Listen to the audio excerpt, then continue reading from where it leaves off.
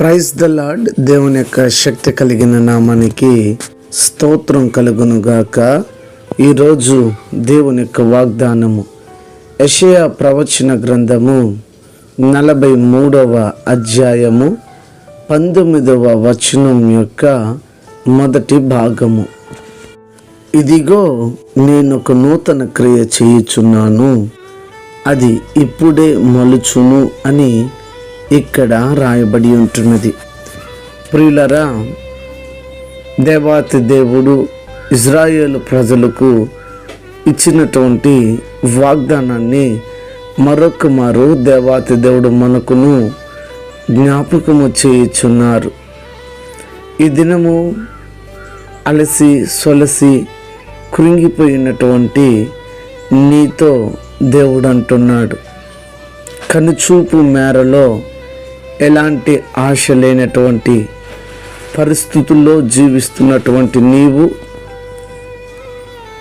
ఎటు చూసిన అవమానాలు, నిందలు, ఇబ్బందులు, ఇరుకులతో ఉన్నటువంటి నీతో అంటున్నాడు, ఎంతకాలము ఇంకనూ నేను ఇలాంటి బాధలు, వేదన, వ్యాధిని అనుభవించడం అని చెప్పి కృంగిపోతున్నావా?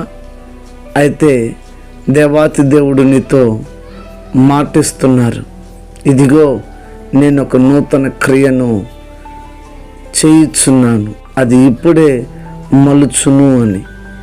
ఈ దినమందు వాగ్దానాన్ని వింటున్నటువంటి నీతో అంటున్నాడు, ఇక నీ దుఃఖ దినములు సమాప్తమైపోయింది.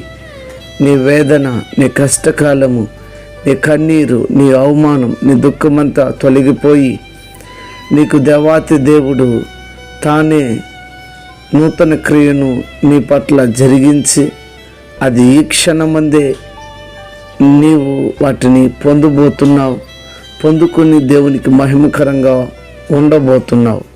గనుక గమనించి దేవుని సముఖంలో దేవుడిచ్చినటువంటి వాగ్దానాన్ని బట్టి దేవునికి కృతజ్ఞతలు అర్పిస్తూ మరి ప్రార్థన చేద్దామా?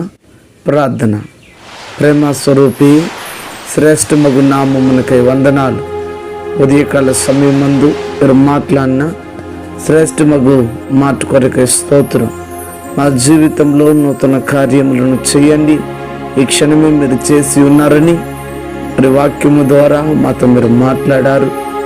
ఈ వాక్యము మా జీవితంలో ఫలభరితంగా మార్చండి.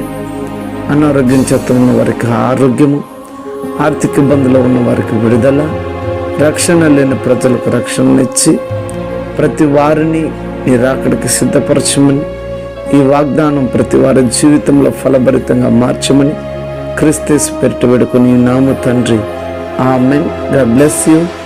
దేవుడు మిమ్మల్ని దీవించి ఆశీర్వదించునుగాక. ఆమెన్.